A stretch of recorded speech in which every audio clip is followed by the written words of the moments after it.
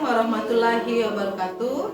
Saya Yeni Yuliza ST dari SMA Negeri 1 Lubuk merupakan salah satu guru inovasi yang akan menjelaskan sedikit tentang mesin cuci pedal sepeda.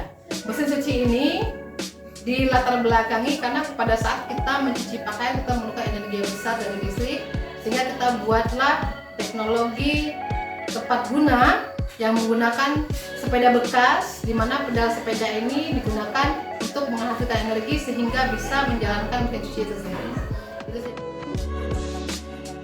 Yang ide kita tadi, maka kita akan melakukan penjaringan ide ya.